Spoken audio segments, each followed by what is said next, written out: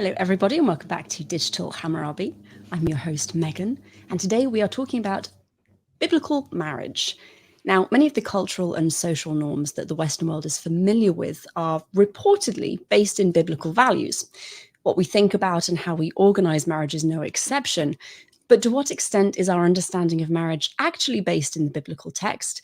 And what does the Bible say about marriage anyway? My guest today, Dr. Jennifer Bird, is absolutely the ideal person to have this conversation with, as her newest book, Marriage in the Bible, What Do the Texts Say?, deals with this exact issue. Dr. Bird holds a Master's of Divinity from Princeton Theological Seminary and a Ph.D. in New Testament and Early Christianity from Vanderbilt University.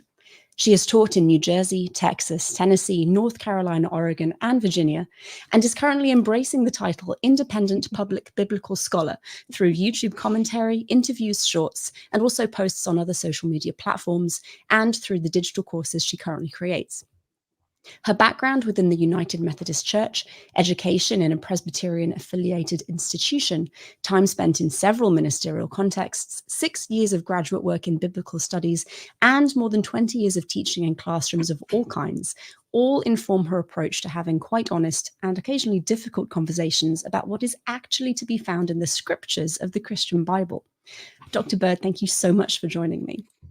Thank you, Megan. It is really just an honor to be here. I am really, really excited. And I want to jump right in. How did you become interested in the academic study of the Bible and early Christianity? My interest comes from much of what you just read in my bio, right? I come from a Christian family, very, very active in the church, and I had a very conservative, fundamentalist swing.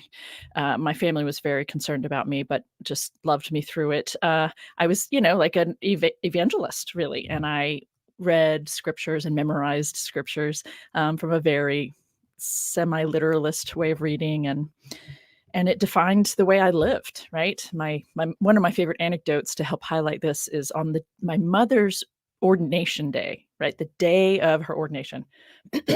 I turned to her after everything's been done. Like, it's this huge celebration, like crying, joy, all that stuff.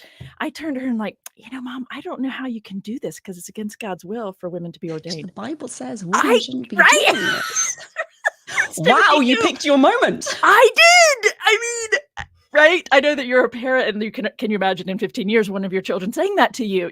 Like something that audacious. So, and I meant it. It was yeah. So all of those things. And, I was, after college, I was an evangelist kind of full time. And somebody showed me that there was a way to translate or interpret that Martha Mary passage that was radically different from the way I had been reading it. And I tell people this, and I don't want to make you uncomfortable or anything, but I had like a cosmic moment. Like, it felt like something opened up in the universe and closed. It was that dramatic of a shift for me internally. And I was like, I need to study the languages, So that's what got me to seminary. I went to seminary to study biblical Hebrew and Greek, because if one phrase attributed to Jesus can be renegotiated in light of what the Greek says to that, so that's kind of where I was coming from. I was, as a woman, I was in leadership. I was told I could do all kinds of things as long as, right, you have that little male overseeing you and all that stuff. I was changing my attire so I wouldn't cause my boyfriend to like all of it, the whole 9 yards. And so I got to seminary, and I kept thinking, oh my gosh, these really simple, small steps, they add up to a lot over time. And I know that there are a lot of women in particular who find a way to accommodate these scriptures. And I was looking back at my own life and looking around me and saying, and often to our own detriment or to their own detriment. And so I had this moment of, there's some work to be done here. As long as there are women reading the Bible, I feel like there's some work to be done here. And so that's what kind of I back-ended into. It wasn't my intention, but I'm kind of a teacher at heart. My undergraduate degree was a math major, but with an education minor. I was going to teach high school math. So I had been trained, as a teacher for a good part of my life, So getting the Ph.D. was about having some sort of authority behind my name, so people would actually, maybe respect me since I'm a female and all that, and it's the Bible, and so that's what got me interested in it, and that's what led me to writing my second book, which was this idea of, I took the most formative moments in classroom settings, in undergraduate classrooms, intros to the Hebrew Bible and Newer Testament, put them into a book so that those really important conversations could happen beyond a classroom, to a certain degree. So yeah, so that's it. I'm a teacher at heart. That's fantastic. I suspect you probably have a lot more teaching or education around how to teach than many Yes. academic professors do. Yes. Shall we put it that way? That's a very nice way to put it. And it is painful to watch sometimes. Yes. This is a slight digression, but the first time I taught as a PhD student, I was essentially just thrown in and said, have fun. Yes. They need to know this information by the time you're done. I'm like, okay, how do I get this information into their heads? Right. So that they remember it. I'm still not 100% sure on that, but I have done a little bit of pedagogical training since then. Yeah, it isn't fair to PhD students, to all these I mean, it is a lot. It is a lot to try to tackle. Yeah, it is. So your most recent book is about marriage in the Bible and what the Bible actually says. What prompted you to tackle this particular area of women's history, I suppose, within a biblical concept? Right. To be honest, the reason I got into this was beyond just women's women's and women and gender issues, but I was teaching full time. My one full-time position actually was at Greensboro College, right out of PhD work. And while I was in North Carolina, there was an amendment to the state constitution was up for vote, and it was going to indirectly define marriage as between a man and a woman. So constitutionally defined, right? And so I was doing, I was going to sessions to hear what people were saying on both sides, all the stuff. And I had this moment. I remember watching one of my former students stand there, and she happened to be a lesbian, standing in front of an older white male pastor, and and she's crying. She's like, "Why would you deny me this status?" And he didn't respond emotionally. And my sense was he probably thought it was out of his hands, right? What God has said, right? I can't change, and I'm sorry for your hurt, that kind of thing. And, so at that stage of the game, nobody's actually having a conversation about this, right? Nobody's actually listening to each other. We're too close to the vote. Nobody's going to actually, hear. And so I, excuse me, in response to that, I was like, there's so much going on here, and this is an ongoing conversation, and this is happening all over the place, right? So I wrote a post that a friend helped me get into Huffington Post. That was back in 2012. So it was, a different era of Huffington Post. And the response to that was it was on Reddit, like it went viral, and thought, okay, there's a need here as a public voice, as a scholar. Let's see what I can do. And it took me 10 years or so to find ways to make it, to make a difference for people. And I started trying to, I had a few posts on I had a few editorials on Huffington Post, but then I also started trying to connect with kind of the mainstream and more liberal congregations to see, like, you all are embracing of LGBTQ folks, but you don't know what to do with scripture on it. And I'm happy, I'd like to help you with that. And that just people were like, yes, we'd like this, but no, it's a lot. And so then that led me, someone brought me in as a keynote speaker for Reconciling Ministries Network, which is the welcome and inclusive segment of the United Methodist Church. And someone came up to me after, and so I tried to present kind of the highlights of this content in an hour, and someone came up to me afterwards and said, that's all really important, but I just need to sit with it myself. And I said, yes, you do. So then I thought, okay, I could create a weekend seminar and cram it all into a weekend. Yeah, right. And then of course I got to run that one time and was like, okay, no, this has to be one bite. Yeah, still too much. Right. And so one bite at a time. So I created a video series, and then and then that led to the book. So it was kind of all the things kind of going, I'm trying to make it accessible to people. So that's it. It's too important to me. It's about marriage equality as much as it is about people misunderstanding what the Bible is, And so if people are going to say, as your intro very nicely laid out for us, Megan, if people are going to legislate around this human institution, and people do it even in secular spaces, they will make references vaguely to the Bible or to Western values. Yes, or even to what It's God just code for ordained. biblical values. Yes, yes. Why did those balloons just go up? Just because I did this? I have no idea. I have never seen that before in my entire life. I thought maybe awesome. I was hallucinating. I know. Not sure what happened. Okay. If anyone knows, please tell us. Please tell us. Yes. Yeah. So people, so people I just keep thinking about people in legislative positions, right, who are making good faith decisions, at least on their part. They think it's a good faith effort and all of that. So it's global, right? This is a global issue. This is not just a biblical scholar who has a bone to pick. This is people are misunderstanding what these texts do and do not say, and are making decisions, leading efforts that are harmful to people based on a misunderstanding. These biblical texts teach people to have a misunderstanding about sex and sexuality, right? Like, it's just so pervasive.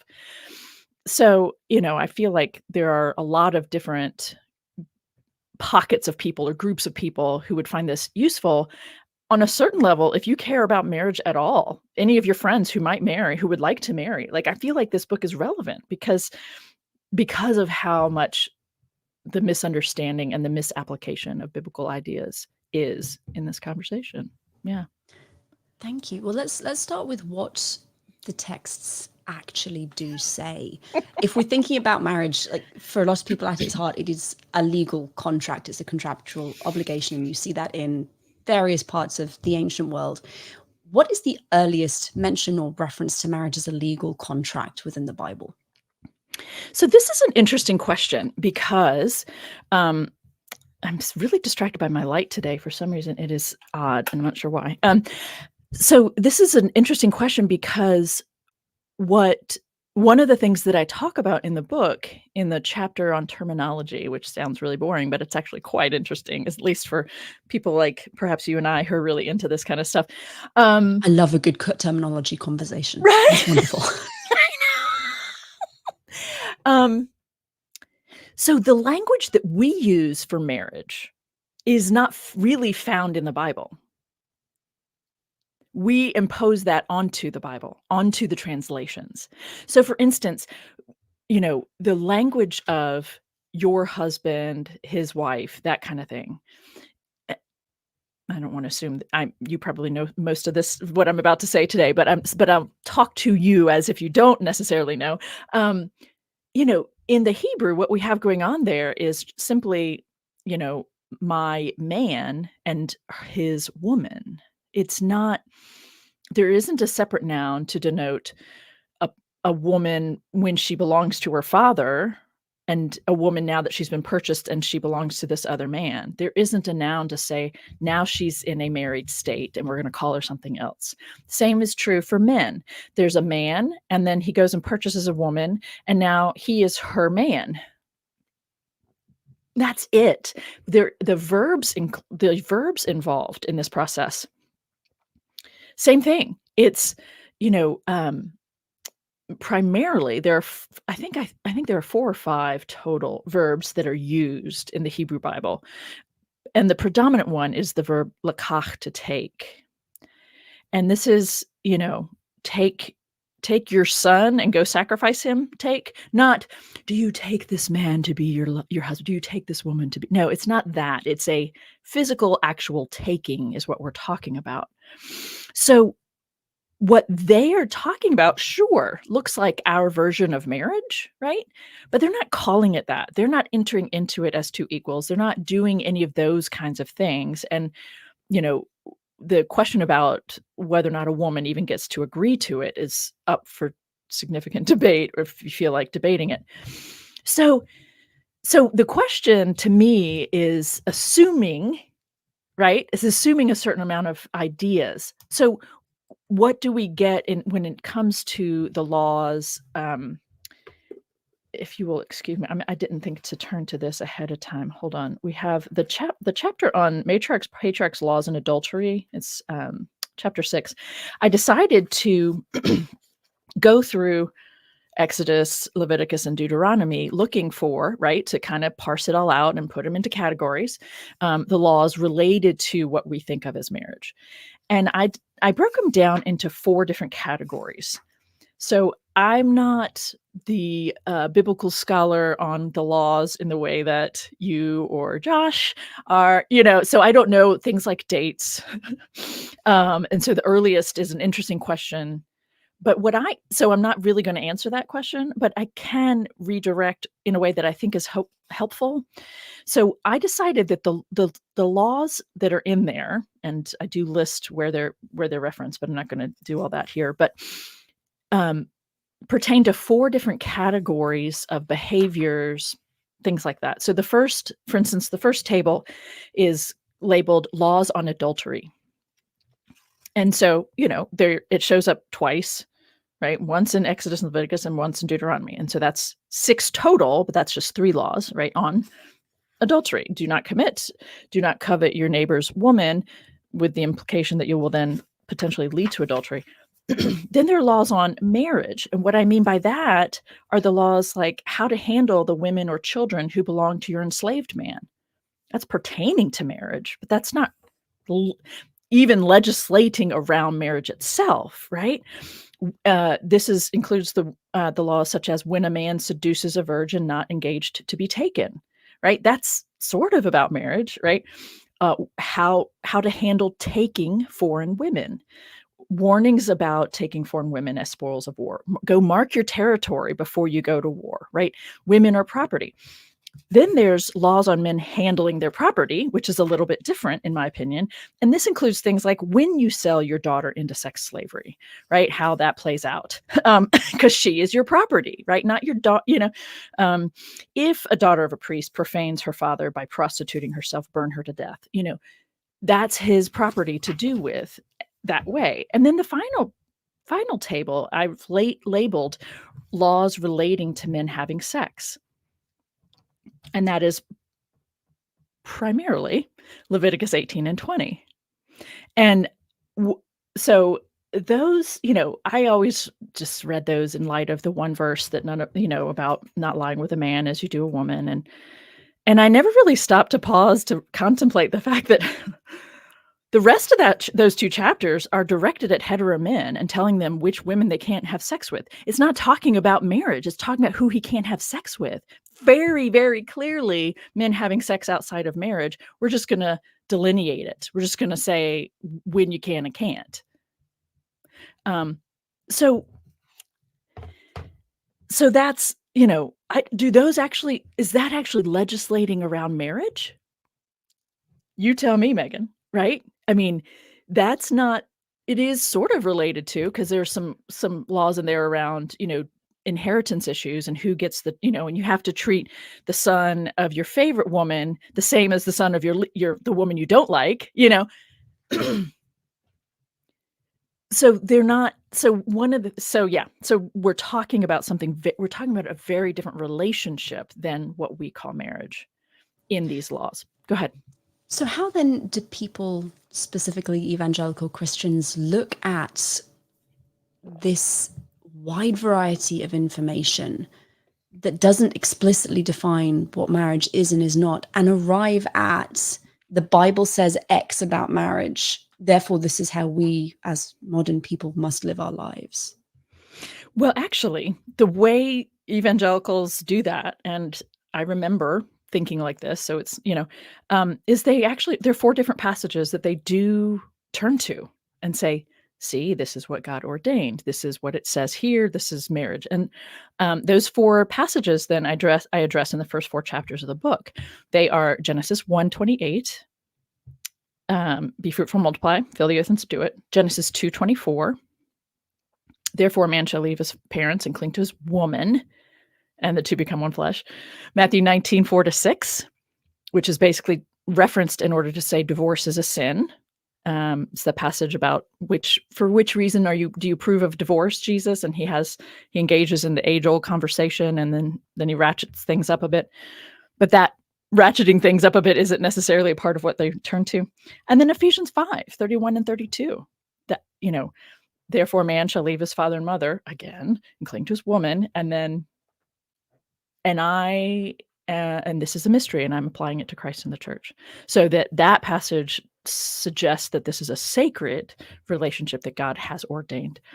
And, so it was important to me to then address, well, what are those 4 passages actually talking about? And let's look in context at what they're saying.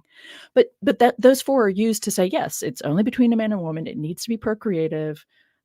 Divorce is a sin, and this is a holy thing. But when you look at the passages more completely or more thoroughly, they're actually talking about something very different.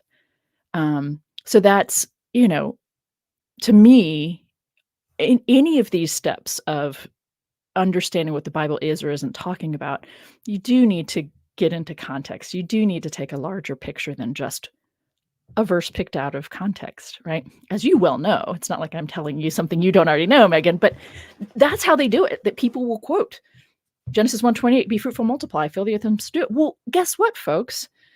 God also said, if we're going to play that game, right? You play along with that idea. Well, look at Genesis 1:22. God says to the fish of the sea and the birds of the air to be fruitful and multiply.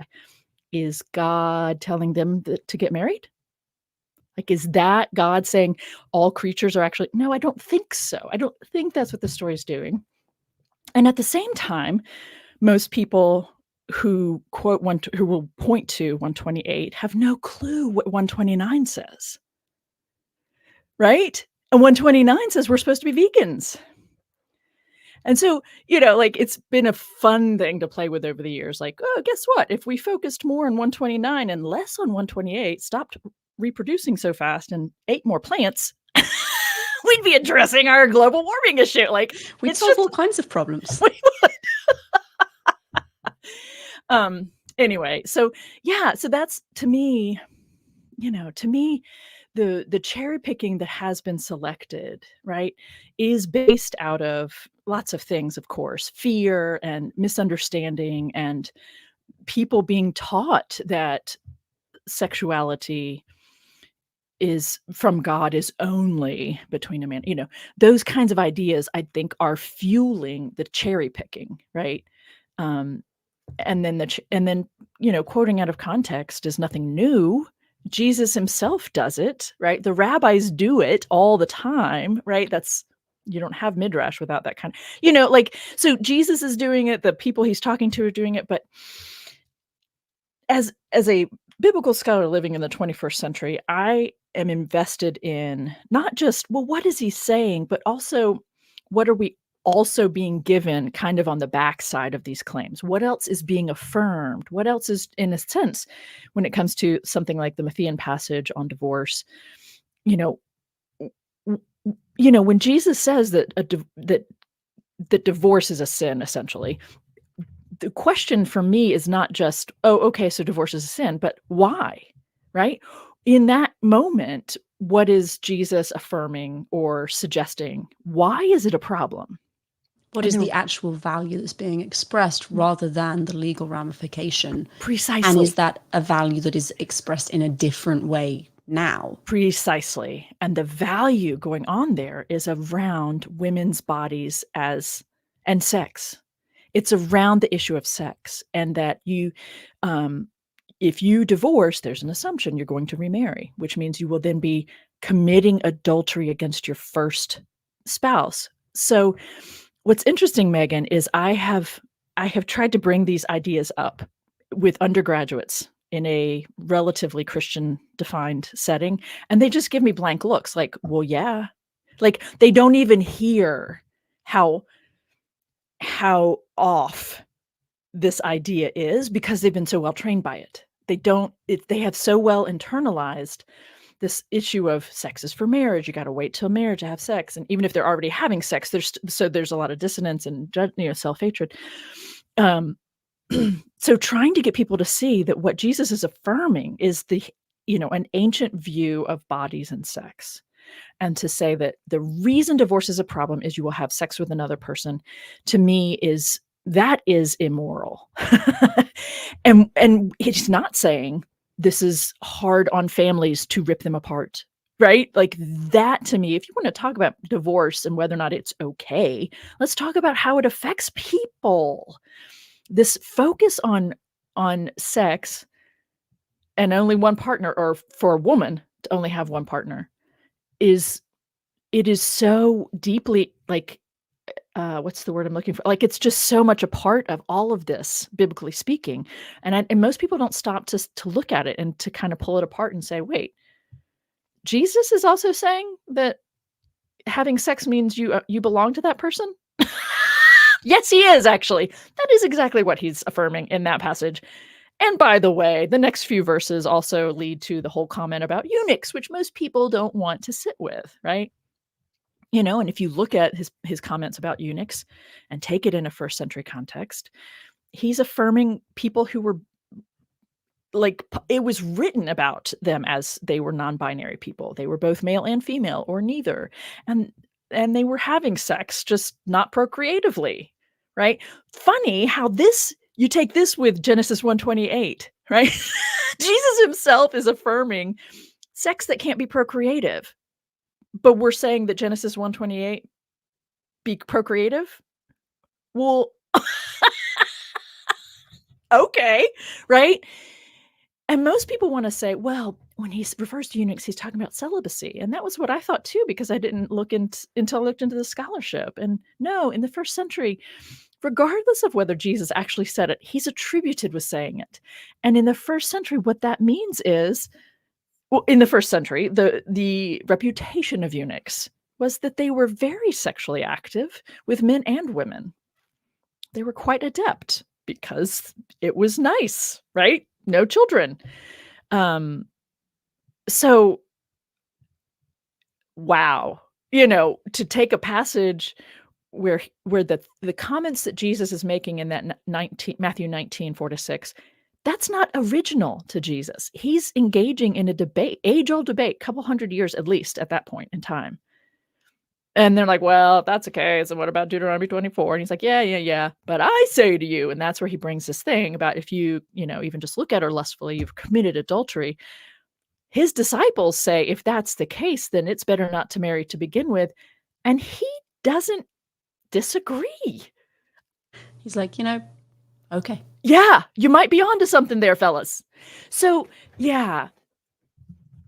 So this is, to me, it's the same as any other conversation. How do evangelicals, or anyone, but in this case, how do evangelicals land on this idea of it being all these things very selectively and very underinformedly, as I've been saying? Go ahead. What is one of the most common misconceptions that you've come across about what biblical marriage is, what the Bible says about marriage? I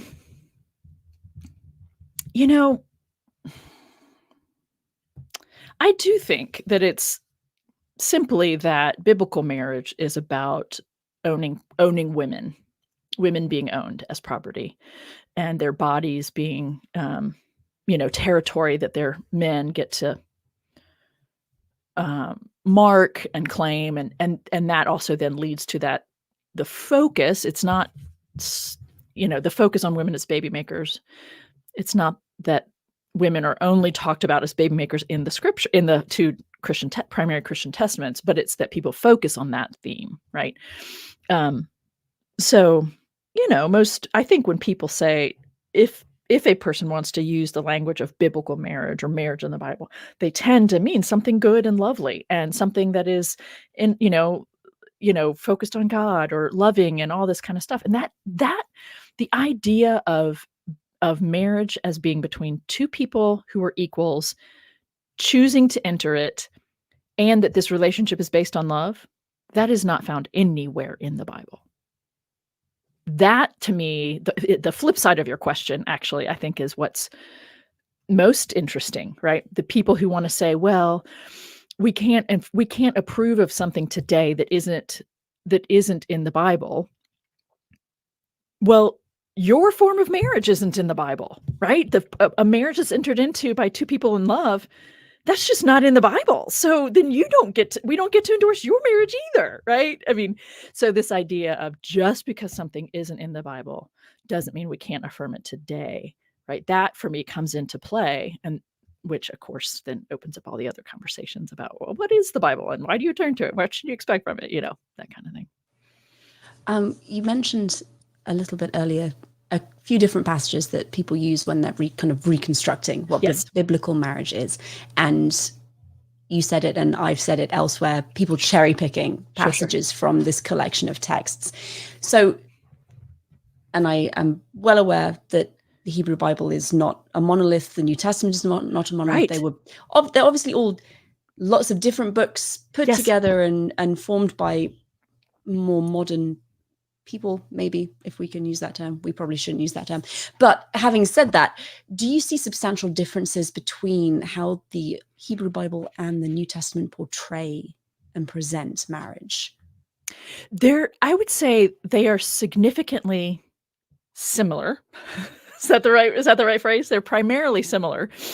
And that we have two or three, I think really just two moments in the Newer Testament. I like to call it Newer Testament, but that make it more strict. So that's, the Matthean Jesus is a Jesus that is just quite prone to hyperbole, right? So when he ratchets things up a bit, tells you to gouge your eye out, right? Well, don't actually gouge your eye out, but I'm trying to make a point here. So because people read the presentation of Jesus in Matthew uncritically and miss the hyperbole, right? People are taught or trained to think of marriage being talked about in much more stringent ways than what we see, in a sense, than what we see in the Hebrew Bible. So that idea of just looking at a woman, and of course, thinking of only men being attracted to women, just looking at a woman, you're committing adultery there, right? And then this idea around that is in Ephesians 5:32, this reference to the mystery, and whoever wrote the letter of Ephesians saying, I'm comparing it to Christ and the church. I mean, that lays the groundwork for what does become the sacramental language for the church, is that one line in Ephesians. I had a really good time writing that chapter. I have to be honest, I was kind of dreading it. I've written a couple short commentaries for the Fortress Press, and one other, I'm trying to remember who that was for. For the Postcolonial commentary on the New Testament writings. And I'm not a big fan of Ephesians because it's so much more spiritualized, very clearly spiritualized, right? We're talking about, the spiritual realm and all the stuff and blah, blah, blah.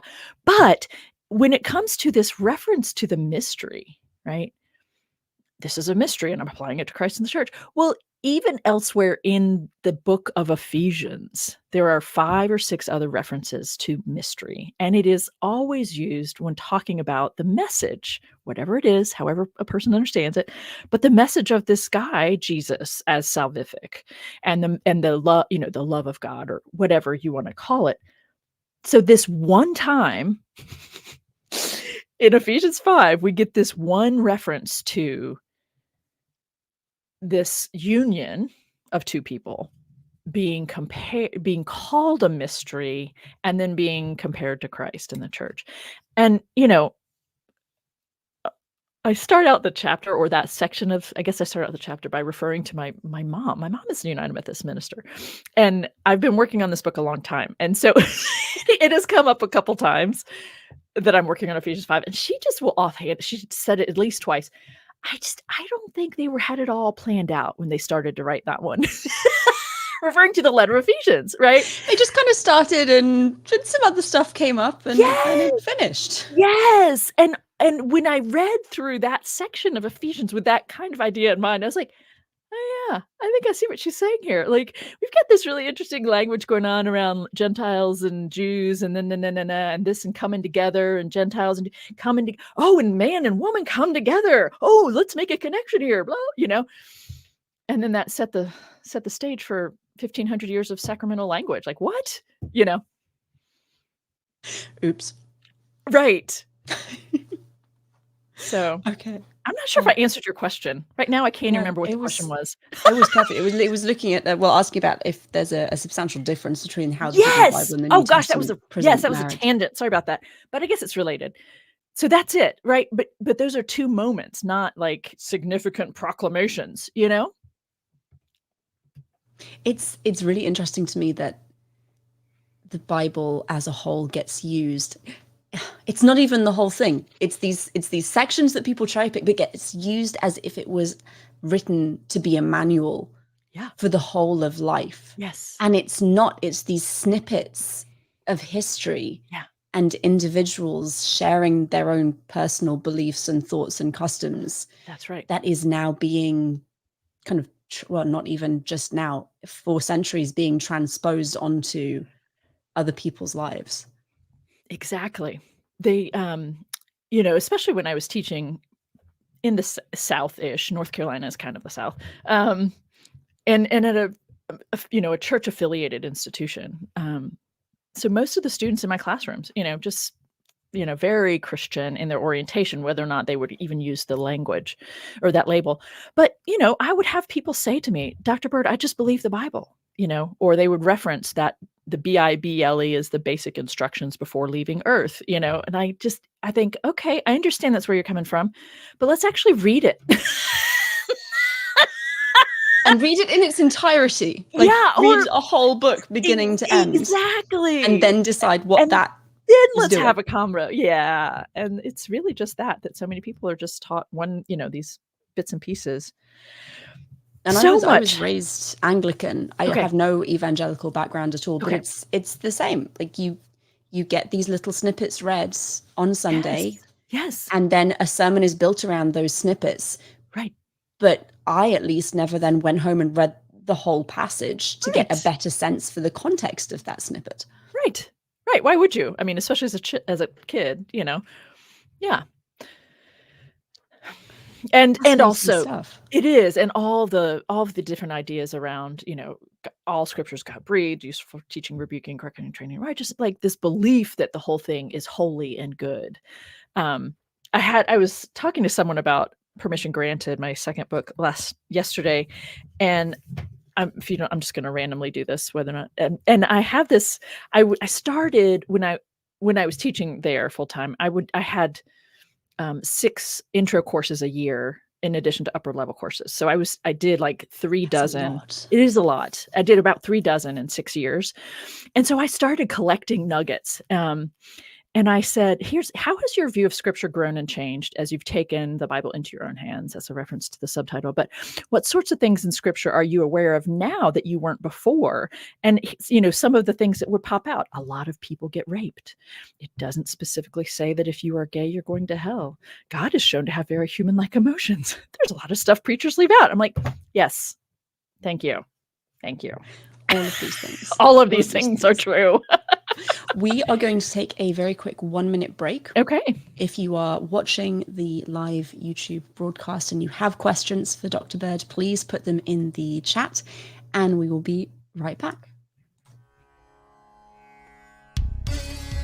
If you'd like an expert to answer your questions, then make sure you join us live next time. Check out digitalhammurabi.com/calendar for details of future interviews. And remember to bring your questions.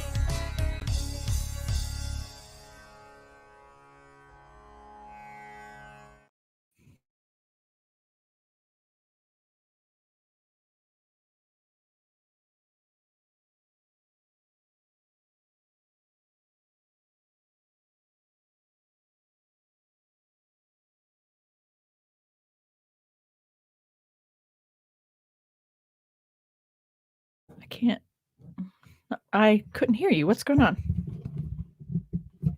Nope, that's my fault. I had my mic muted. I was like, okay, I feel Nope.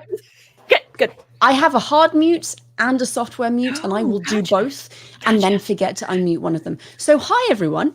Welcome back. Before we started this, I put on our Patreon that we had Dr. Bird coming, and we had several questions, fantastic questions submitted from the Digital Hammurabi patrons. Great. So we're going to go through those first. The first question is from Mark, and we've kind of talked around this, but I think it's probably worth restating for clarity's sake. Does the Bible give any definition about what marriage is or is not? No, it really doesn't. The idea, and actually you did share that question with me, and I remember thinking, well, do we today have a definition? And you could look at state to state, right? Legally speaking, you could, right? So how do we even answer that today? But so no, I would say that there is no definition because they didn't have the same social construct around marriages that we do. I don't think there was the same kind of need, right? What you can say is that yes, of course, only heteros are talked about in this kind of a pairing up, biblically speaking. That you could say. And then there are all kinds of reasons for that, right? And primarily it's because this institution is about, lineage and inheritance issues. It's not about what we think of it. While we may include those in our definition of marriage and why people marry, that's not the only piece of it. So there isn't an effort to say this or this or that. There are laws that, like I mentioned, that dance around it. But nothing actually saying this is marriage and not this at is all. how you can recognize it. No, and especially, I don't know your audience members well enough to know. I imagine they have quite a range of religious backgrounds, or current or past. But for those who care what Jesus says, I think it's also important to note that he doesn't anywhere speak positively about marriage. He just doesn't speak positively about it ever. He talked about it's probably better not to marry to begin with. Chop off your testicles if you can handle it, dudes. He doesn't seem to be upset by levirate marriage. He doesn't seem to be upset about it. Like what? This is an okay practice? Wasn't what he wanted to respond to in that exchange. He wanted to respond to the other thing, but like they used a levirate marriage to set up the situation, and he doesn't say, oh, and by the way, we should do away with that. No. So thank you very much. Not sure I like what's being said by the Bible about marriage. Well, thank you, Mark, for your question. We have a couple from Jen next. So given your separate and overlapping areas of scholarship, could you two compare some of the marriage laws in Hammurabi and the Torah or Newer Testament? Where do they align and differ? Now, I did say to Dr. Bird before we started that I haven't read the Hammurabi marriage laws. There aren't many of them for long enough. What I remember of them and of Mesopotamian biblical laws, not biblical, Mesopotamian marriage laws in general, they're pretty similar. It's legislating women and their bodies and who has ownership of them. That's like my overwhelming understanding of how Mesopotamian marriage works. Yeah, which is just very nicely directly, translated over. I think there are the comments about, well, you need to treat your concubine well, like make sure you provide for her. That's in there. I don't know if that's Hammurabi or not, but it's in the Hebrew Bible. Yeah. There are similar laws and things like there are some, at least not exclusively in Hammurabi, but there are various laws and legal rulings dealing with if your wife is infertile and you can't have children, then you may take a second wife or have a concubine, but first wife retains like primary social status. You can't just get rid of her like that. If you like send her back to her father, she's got to take her bride's money with her, all this kind of stuff. But it's all very much ownership laws, really. Right. Okay, we have another one from Jen, which I absolutely can't speak to, but I think you said you could, Jennifer. Can either of you bring in Plato's laws on this topic, given the influence that many scholars have argued they had? So I have I think this person is referring to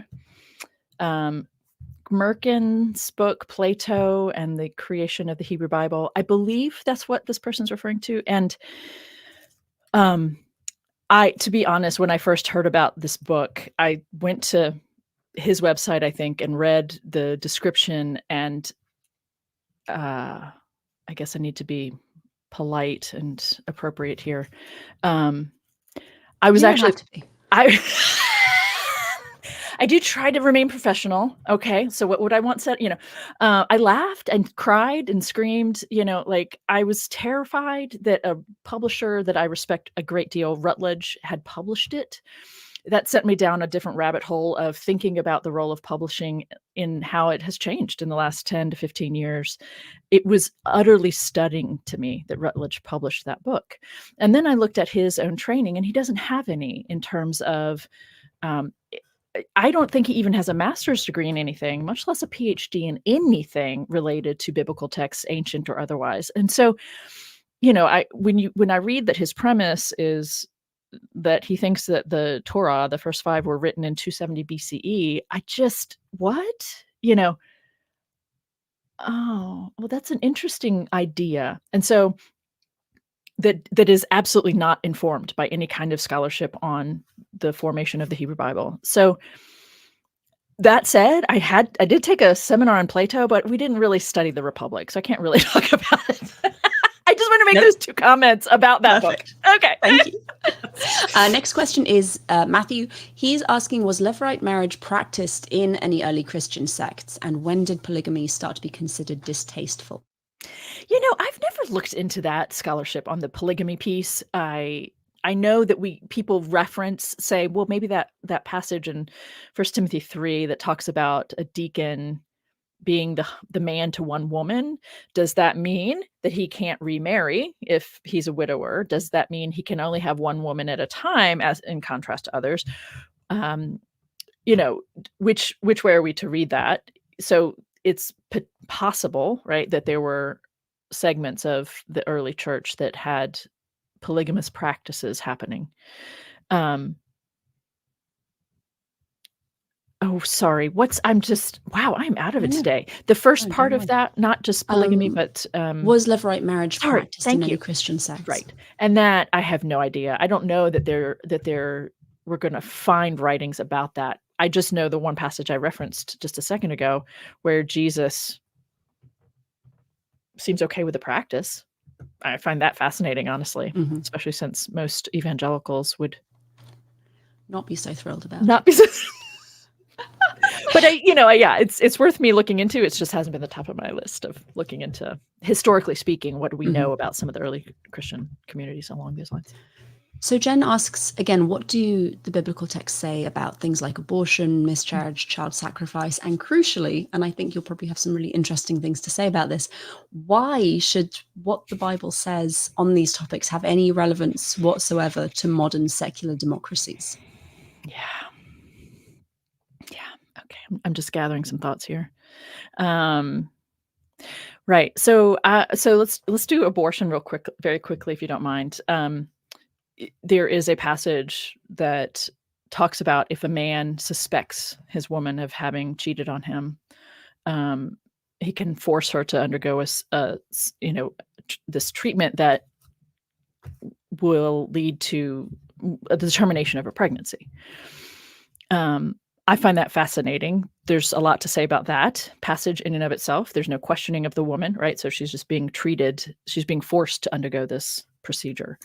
And it's all about the man's jealousy. It has nothing to do with anything important about lives and whether or not you can care for a child that you might bring into the world. So beyond that, quite literally, it doesn't say anything about abortion in terms of what people want to be able to say. Like the Bible says this about abortion. Well, no.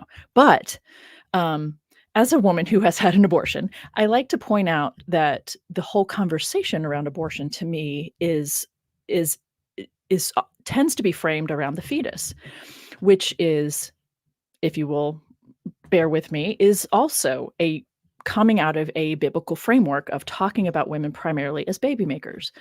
Because if you're only talking about that fetus, then what you're saying is the woman doesn't really matter because this is her primary purpose, right? So we're just going to focus on the fetus, as compared to seeing a woman as a person with things going on, and the people who are already alive matter more than the potential ones.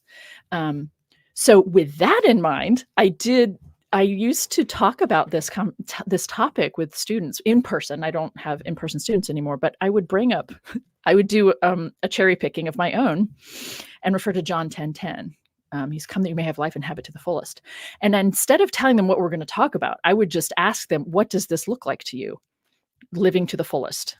So undergraduates, and they would do the whole list: health insurance, being able to buy, clothe and feed myself, a home, the whole thing. I'm like, yeah.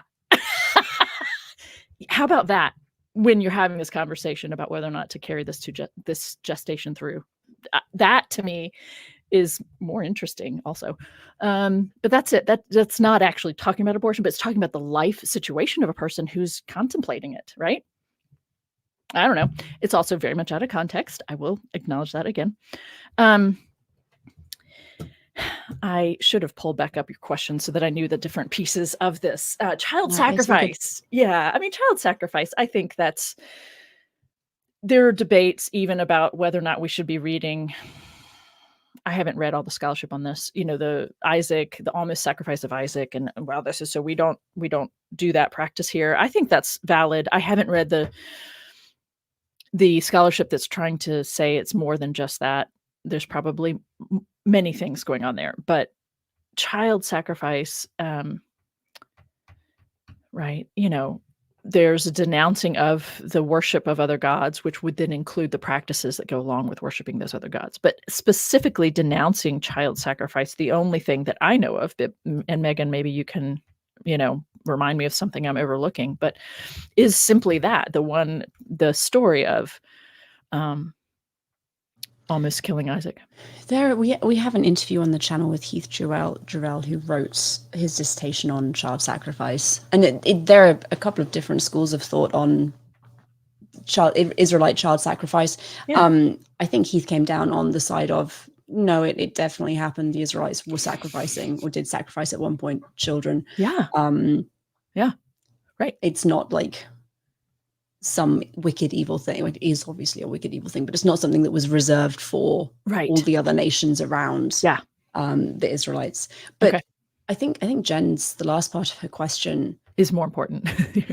Well, I mean, I think child sacrifice is probably a worthy discussion. No, I'm sorry, I didn't. No, sorry, I understand. But yes, these are all things that kind of get brought up and thrown at people during religious conversations, but also during secular, non-religious times of voting and how we run our schools, and why are we considering a religious book, collection of religious books for secular life? Right. I think her question is actually more of a statement, and that's why I do what I do. It's why I'm fairly certain people that do what they do, is that this is right on, Jen. What great question and observation and commentary on what is happening here and why being better informed.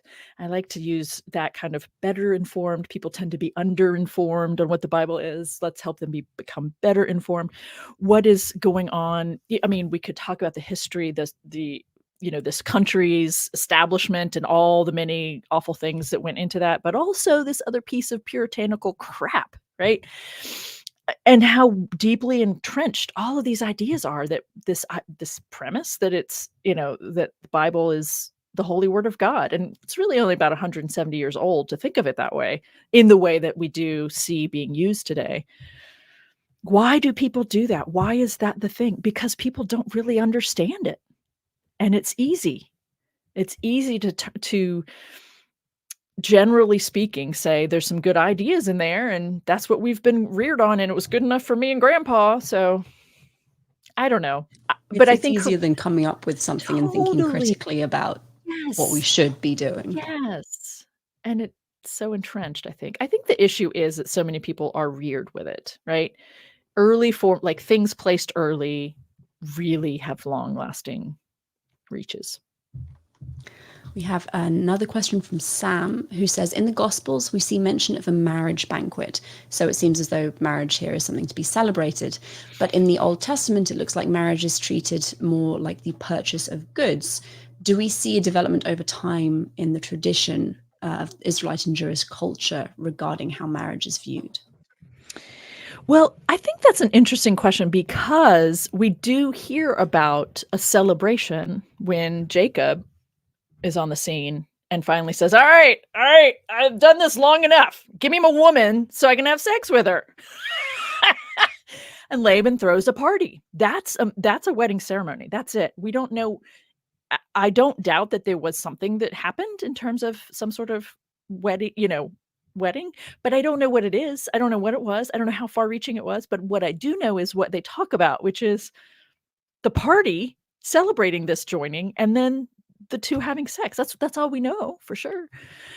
So there's actually, that is Hebrew Bible, right? That's pretty early, well, relatively speaking, in early patriarch kind of behavior and practice. And yes, there are times when Jesus refers to a marriage like celebration or the party afterwards, but that's it. We don't have any reference to the ceremony itself, and I don't see it. I don't know to what extent it has evolved from the Hebrew Bible to the Newer Testament, because we're not seeing a narrative in the same way we do in the Hebrew Bible. We don't have the narrative of man going out and finding his woman and what were they using to purchase, and did that evolve? I imagine it did. We're talking several centuries, right? But I don't know to what extent. So yes, but we're not entirely sure how, because we don't have enough information. I can't. Yes. We have a couple of questions, one from the patron and one from someone watching currently, about how, or if you have any suggestions for how to talk to family and friends, or even random people who insult you because you're gay, how you can respond to them using maybe their own so-called biblical values or passages that can be used to retort against people saying that women should be controlled or that you should not be gay.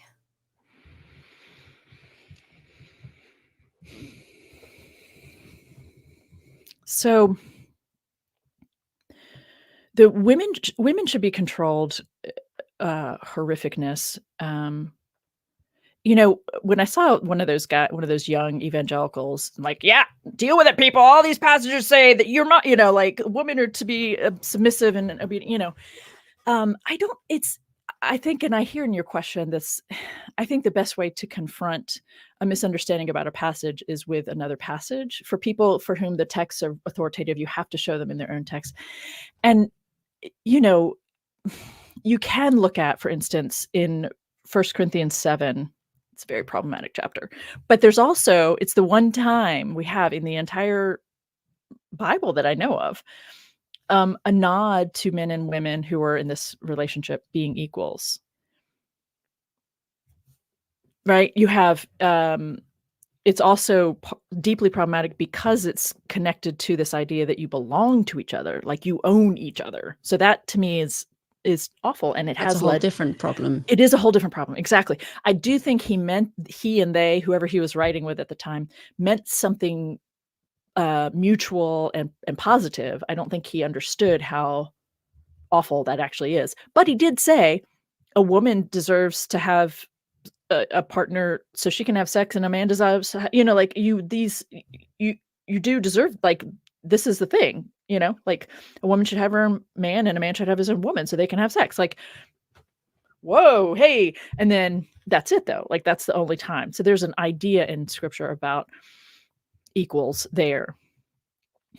But, I think when I watched that guy's video, all I kept thinking was, wow, what kind of a human being are you?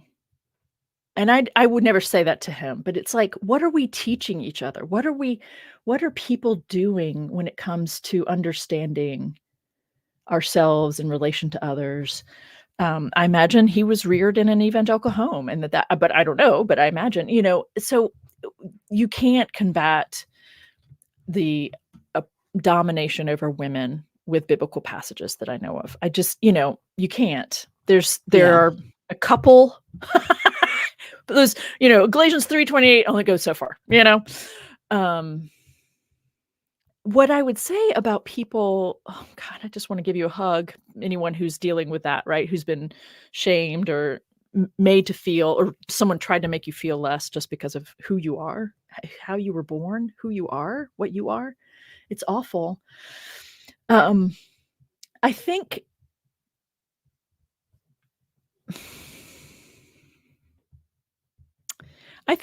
there's a way to say to someone, you can't get someone to see that the idea around Sodom and Gomorrah is really about inhospitality. It's really hard to get someone there. I mean, I've walked through it in person very slowly and carefully, and people still say, yeah, but it's homosexuality. I'm like, it's not about homosexuality. I don't know. I don't think I have a good answer to that when question. The question came through, I was sitting here thinking, and that like there's nothing that explicitly says this is okay. No, there really isn't. But there is. How about, see, that's the thing. When someone is doing that, they're also not open to hearing something new, right?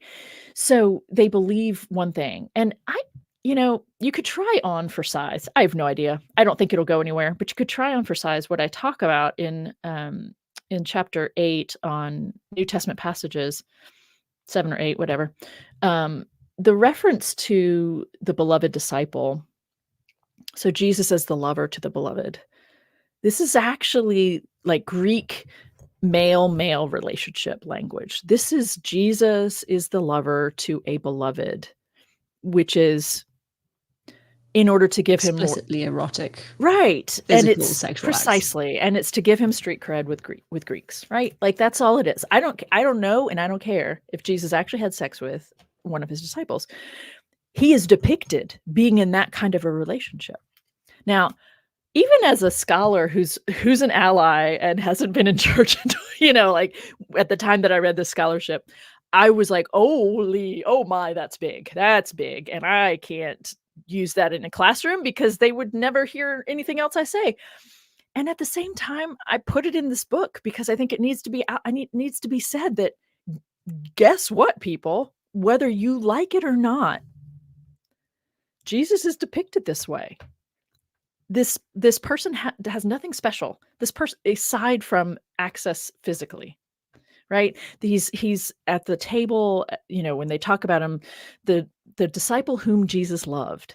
The first time that reference to that disciple comes up is in the context of John 13, where where he's telling all of them how much he loves all of them. This is how much I love you. This is that I'd lay down my life for you, blah, blah, blah. And in that context, one disciple is highlighted as the one he loves, right? So this is a specific person that everybody knows. Peter leans forward and asks him, hey, what's the story about this X, Y, and Z? Well, he doesn't have special information. He just has access, right? And Peter, Ted Jennings does a really nice job with this. This is where I read about this idea and kind of framing it around the various pieces of that conversation. That when Jesus turns to the disciple whom he loved as he's on the cross in John's gospel and looks at him and says, and his mother standing there, woman, behold your son, here's your mother. If that had been a hetero situation, his wife saying, people wouldn't have a hard time with it at all, right? So I think, but that's not something you can trot out at Thanksgiving dinner. It's not. It's really interesting to think about, but it's not going to make that dent in someone's not at all bigotry, unfortunately. We have we're just about just after the hour mark, so we've got a couple more questions, and then we will wrap up. Okay. Aunt Jer from YouTube comments, thank you, says, "Are you familiar with the blog Biblical Gender Roles?" Which sounds terrifying. It's apparently a manual for how to be an abusive husband within biblical bounds. Wow. No, I'm not. And it does sound terrifying. And it doesn't surprise me one bit. No, it doesn't. Okay, well, we have one from Willem who says, "Why do apologists claim there is a 99% clarity on the meaning of the vocabulary in the Bible?" Which I think harkens back to what you were saying right at the beginning. I've not actually come across this claim before. It's interesting. Yeah, so I'm not, I think what they're saying is you can, like, with 99% certainty, you can say the Bible says and means X. Oh, I don't know that that's what I've been trying to say. Oh, they're not saying that you say that. They're saying that apologists say that. Well, oh my God. The answer is because they don't understand the Bible. That is right. And I threw down virtually by email with my editor on my second book over this. Like, the dictionary is telling you it means one thing, but that's because they're biased in the people who created the dictionary are biased, and they're not seeing this other she couldn't even get beyond that. She's like, "But the dictionary says," I'm like, "Yeah, but the dictionary is biased." And if that's happening just within the dictionary, there are multiple ideas, and then we're not even. They just don't understand. That's how people can say that. Fantastic. Yes. JS has asked, "What does Dr. Bird think of William Loder's work on gender and sexuality?" Yeah, I'm not familiar with William Loder's work, and I have to say, I did start to read, or picked up one of his books at one point, and his work didn't come up for me when I was doing the searching for and research for this book. And I don't know why it wasn't coming up in Atla, but I don't think I reference anything of his in this book, though I can see that we are interested in similar things, it seems to me. So I have a feeling I would agree, but I don't know for sure. And I'm so sorry that I can't say more. Nope, that's fantastic. One final question from Petrarine, maybe. Sorry if I mispronounced that. "Isn't biblical marriage polygamous?"